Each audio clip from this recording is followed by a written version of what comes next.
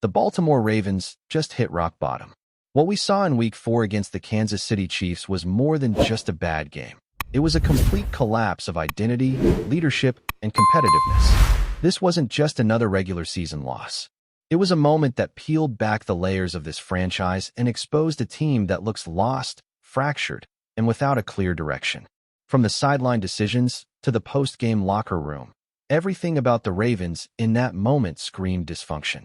Losing to the Kansas City Chiefs by a score of 37-20 is one thing. But anyone who watched that game knows the scoreboard doesn't tell the full story.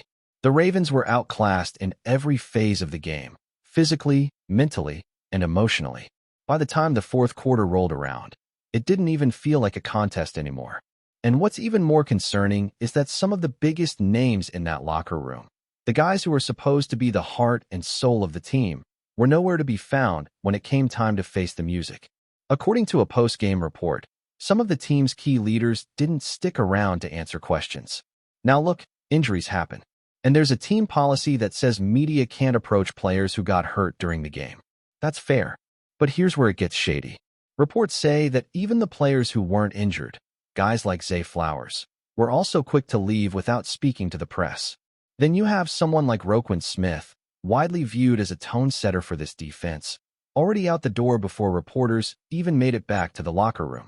That's a pattern, and not a good one. It's not about forcing players to talk. It's about accountability, especially when things go sideways. What makes this worse is that in each of the Ravens' losses this season, Roquan has reportedly been unavailable for media post-game. That's not leadership. That's ducking the hard moments. Leadership isn't just about fiery pre-game speeches and hyped-up moments on the field.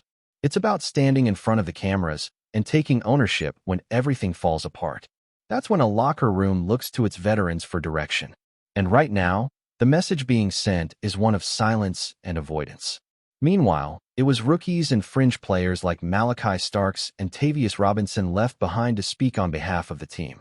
That's not just unfair, it's telling. Compare that to Kyle Hamilton, who might have delivered the only real leadership moment of the night. After some questionable comments earlier in the week about the team being spoiled, Hamilton owned up to his words.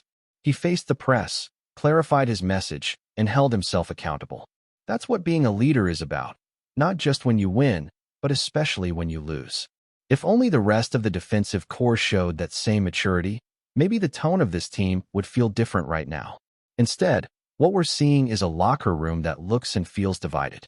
Players are frustrated. Lamar Jackson looked visibly defeated. Body language was poor across the board. You could tell by the third quarter that this team had mentally checked out. The white flag was up, and that's the most disturbing part. A team with Super Bowl expectations quitting on the field just 4 games into the season? That speaks volumes. And let's talk about the head coach, John Harbaugh. Pressure is mounting, and not quietly. For the first time in the Lamar Jackson era, and maybe even longer than that, there's a real sense that the locker room isn't aligned with the coaching staff. And Harbaugh's post-game comments didn't help. He brushed off the notion that this season is Super Bowl or bust, even going as far as to mock the idea. But here's the thing, it is Super Bowl or bust. That's what this team was built for. That's what the front office invested in.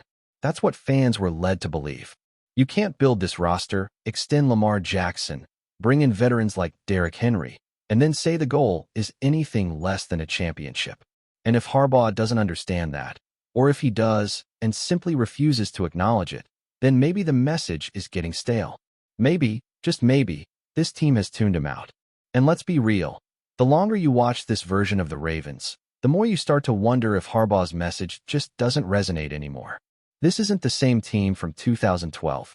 That Super Bowl win is more than a decade behind us now. It's a what have you done for me lately league. And lately, things have looked ugly. Even the small things, like Harbaugh's comments about delay of game penalties, raise eyebrows. He claimed that delays of game are rare for this team. Has he already forgotten the Greg Roman era? Because that offense practically lived on snapping the ball at 0. It was a running joke among fans and analysts alike. So when Harbaugh stands there and pretends that delays of game are an anomaly, it either shows a shocking lack of awareness or a refusal to accept what's really happening. Neither is good. There's also a deeper issue with how the team is handling adversity. Justice Hill made a comment saying that nobody's going to remember week 3 or 4. That kind of mindset might sound calming, but it's dangerous. Because yes, people do remember these games. Ask any Ravens fan if they've forgotten about the meltdown against the Dolphins in week 2 last year. These early season losses might not seem like they matter now, but when playoff seeding comes down to one game, and it always does, everyone will remember exactly when and where it slipped away. What's scary is that the team seems unaware of how fragile their situation really is. Sitting at 1 win and 3 losses, it already feels like the season is hanging by a thread. The locker room vibe is toxic. The coaching staff looks out of answers. The defense, a unit that prided itself on legacy and toughness, is broken. Injuries aren't an excuse anymore. Every team deals with them. The Ravens knew this stretch was coming and still look unprepared. You can see it in the way they crumble in big moments.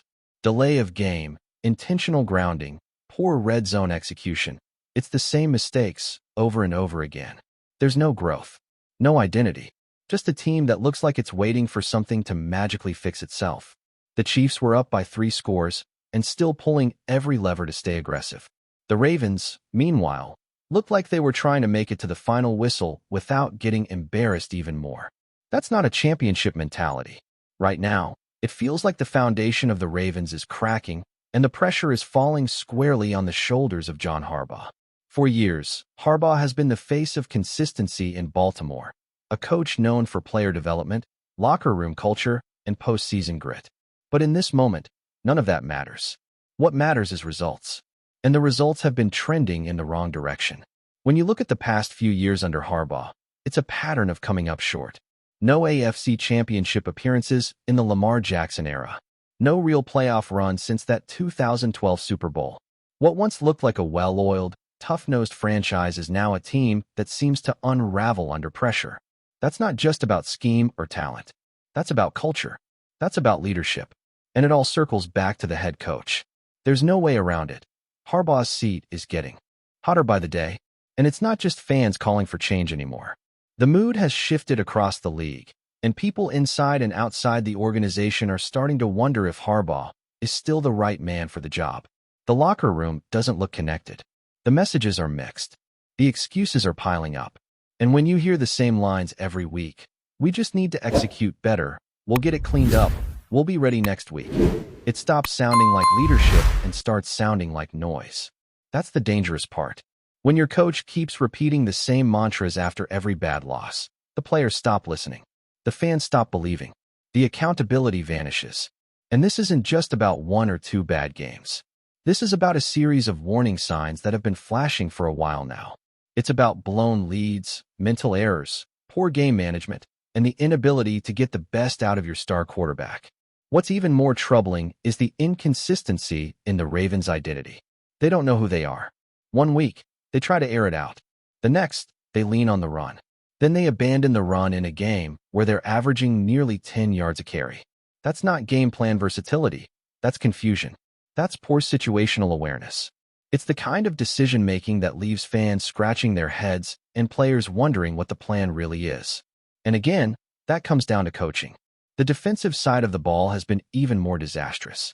And while it would be easy to pin everything on defensive coordinator Zach Orr, the responsibility ultimately falls on Harbaugh for promoting him in the first place. He had other options. He chose a first-year play caller, and now the defense is falling apart faster than anyone could have imagined. The secondary is undisciplined. The front 7 lacks physicality. Missed tackles, miscommunications, and soft coverage have become the norm. There's no swagger, no intensity, no identity. And the worst part is that it's not just execution, it's mindset. You can tell when a defense doesn't believe in itself. And this defense looks like it's lost all confidence. That starts with the messaging. And if the players are tuning out the message, then you've already lost. You can't win games like that in the NFL. It doesn't matter how talented you are on paper. You look at guys like Roquan Smith, someone who was supposed to be the emotional leader of this defense, and it's hard not to be disappointed. Not because of a bad game here or there, but because of the silence. Because of the disappearing act after every loss. That's not the kind of example you want to set for the young guys in the room. When things are going well, he's vocal, he's energized, he's front and center. But in moments like this, When the team desperately needs a rallying voice, he's nowhere to be found. That contradiction is glaring. Even Harbaugh's handling of personnel decisions raises questions. Why was Nate Wiggins still on the field down 3 scores with under 5 minutes to go? Why risk injury to a promising young player when the game is already out of reach? And then, of course, he gets injured. Situations like that speak to poor game management. It's not about hindsight. It's about common sense in the moment. The bigger issue is that Harbaugh no longer seems to be evolving with the game. His early success came in a different era of football, more physical, more grinded out. But today's NFL requires adaptability, aggression, and innovation. The best teams aren't just tougher, they're smarter. And the Ravens, right now, look behind the curve in all 3 areas. Yes, the injuries are real. Yes, they've been dealt a tough hand. But that's life in the NFL. It's a brutal, unforgiving league. The best coaches find ways to win despite adversity. Look at what Mike Tomlin does in Pittsburgh every year. Look at how Kyle Shanahan adjusts in San Francisco. Look at how Andy Reid continues to evolve in Kansas City. Those are coaches who know how to shift with the league. They adjust. They adapt. They lead. With Harbaugh, it feels like he's stuck in an outdated rhythm, one that worked in 2012, but not in 2025. And if that doesn't change, if he doesn't show that he can still evolve with this roster and this moment, then the Ravens will need to make a decision. Because you cannot waste the prime years of Lamar Jackson. You cannot keep spinning your wheels while other teams pass you by. What makes this moment even more tense is that the fan base can feel it too. The energy in the building is different. The reaction online is louder than ever. And it's not just frustration, it's disillusionment. That's when you know the rope is running out. When fans stop being mad and start feeling hopeless, you're in real danger. The Ravens aren't just 1 or 2 plays away from being a contender. They're a team in crisis, and the head coach is under the microscope. So what happens next? That's the million-dollar question. The front office isn't going to panic mid-season. That's not the Ravens' way. But if this trend continues, if the losses pile up and the locker room keeps drifting, then ownership has to take a hard look at the future. You cannot sell hope if there's no plan. You cannot talk Super Bowl aspirations while playing like a bottom-tier team. The window is open, but it won't stay that way forever. And that's where John Harbaugh finds himself right now. At a crossroads. The players are frustrated. The fan base is restless. The product on the field is getting worse, not better. And unless something changes, fast, this could be the beginning of the end for one of the longest-tenured coaches in the NFL. Before we dive in, don't forget to hit that subscribe button and give this video a thumbs up. Your support keeps us bringing you the latest news on the Baltimore Ravens. And hey, drop your take in the comments below. We want to hear from the flock. The NFL rumor mill is buzzing with a story that could shake up the AFC North. Terry McLaurin, the explosive wide receiver, is reportedly on his way to the Baltimore Ravens. While nothing has been officially confirmed, sources close to the team suggest that the Ravens are aggressively pursuing the star pass catcher to inject new life into a receiving core that has struggled for consistency. McLaurin, known for his crisp route running and breakaway speed, could instantly become the focal point of Baltimore's passing attack, giving quarterback Lamar Jackson a dynamic weapon in the air. For years, the Ravens' offense has been synonymous with a punishing run game and an elite rushing attack. But critics argue that the lack of top-tier receiving options has limited Jackson's full potential. Enter McLaurin, a player who has consistently torched defenses and proven he can dominate in high-pressure situations. The potential acquisition has already sparked conversations among fans and analysts alike, with many speculating that this move could turn Baltimore into one of the most dangerous offenses in the league. Insiders hint that McLaurin's arrival could also change the team's offensive philosophy. The Ravens might finally feel comfortable opening up the playbook, stretching the field vertically, and taking more shots downfield. Such a shift could force opposing defenses to respect both the run and the pass, creating mismatches that the Ravens have long sought to exploit. Meanwhile, the locker room buzz is reportedly electric, with teammates excited about the prospect of pairing Jackson with one of the league's most talented receivers. Of course, the deal is not without its challenges. McLaurin has been a cornerstone for Washington, and any move would likely involve significant negotiation and potential draft capital. Yet, the mere rumor of his arrival has sent shockwaves through the NFL community, with pundits debating how the signing could impact the balance of power in the AFC. Could this be the moment the Ravens finally ascend to true offensive dominance? Only time will tell, but if the whispers are true, Baltimore fans might be about to witness one of the most exciting chapters in the team's recent history.